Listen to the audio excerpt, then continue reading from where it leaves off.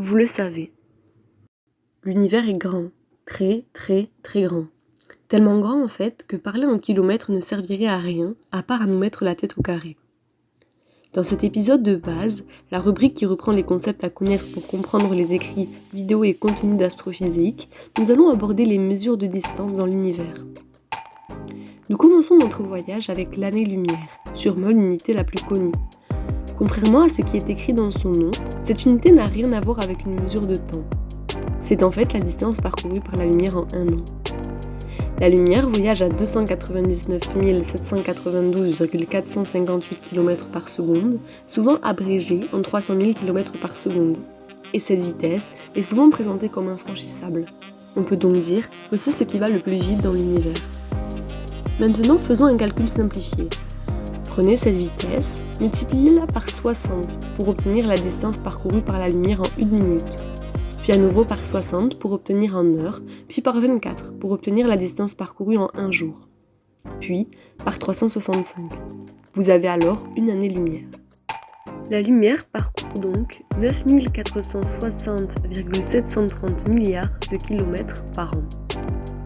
Un nombre faramineux, utilisé comme unité pour parler des distances qui nous séparent d'autres étoiles, du diamètre des nébuleuses ou des galaxies, etc., etc.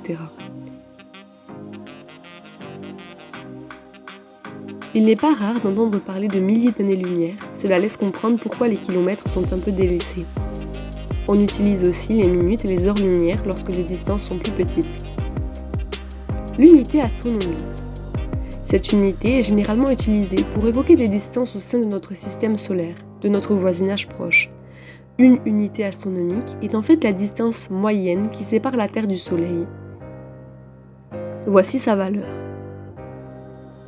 Le parsec. Cette unité est moins connue du grand public. Un parsec vaut exactement 648 000 divisé par pi, unité astronomique. Rien de très parlant comme ça, je vous l'accorde. Historiquement, le parsec a tout d'abord été défini comme la distance à laquelle une unité astronomique sous-tend un angle d'une seconde d'arc. De manière simplifiée, on pourrait dire que c'est la distance à laquelle il faudrait se placer pour voir la distance Terre-Soleil, une unité astronomique donc, sous un angle d'une seconde d'arc. Cette définition a ensuite été délaissée au profit de celle que j'ai évoquée précédemment. Notons qu'un parsec vaut environ 3,261 années-lumière. Si vous voulez en savoir un peu plus sur le sujet, vous pouvez regarder dans la description, j'ai glissé quelques liens que j'ai trouvés intéressants.